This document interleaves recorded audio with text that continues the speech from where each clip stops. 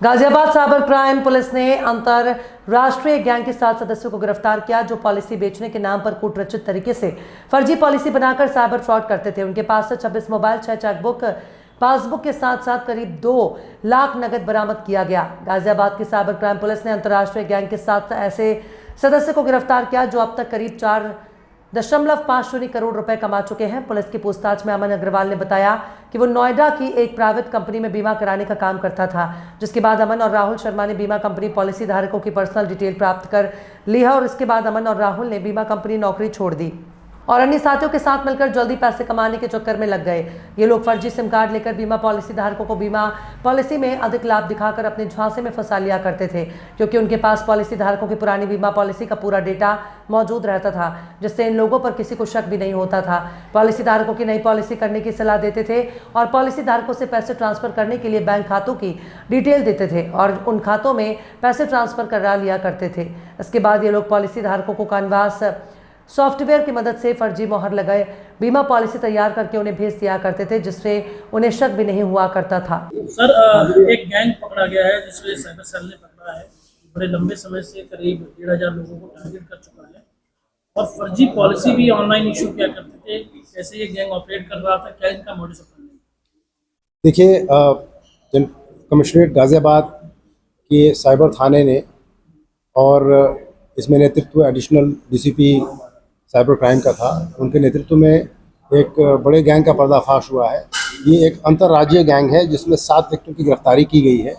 इन 7 व्यक्तियों में जो मुख्य 2 व्यक्ति हैं, अमन अग्रवाल एवं राहुल शर्मा, इनसे पूछताछ से कई जानकारियां, महत्वपूर्ण जानकारियां प्राप्त हुई हैं और एक बड़े गैंग का पर्दाफाश हुआ है, जिसमें इनके द्वारा ये बताया गया है कि इन्होंने फर्जी बीमा पॉलिसीज़ करीब 1000 से 1500 लोगों को बेची है।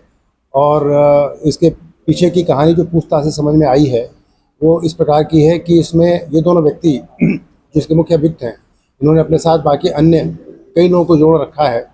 ये दोनों पहले हक्सर कंपनी में काम करते थे, जो एक अधिकृत कंपनी है जिसके पास बड़ी बीमा कंपनीज का डेटा, ग्राहकों का डेटा उनके पास उपलब्ध होता था। और चूँकि ये दोनों वहाँ काम करते थे, by virtue of being employees, इनके पास उस डेटा का एक्सेस होता था। कुछ दिन वहाँ काम करने के बाद इन दोनों ने वो वहाँ से कंपनी छोड़ दी और उस डेटा को अपने साथ लेके चले आए।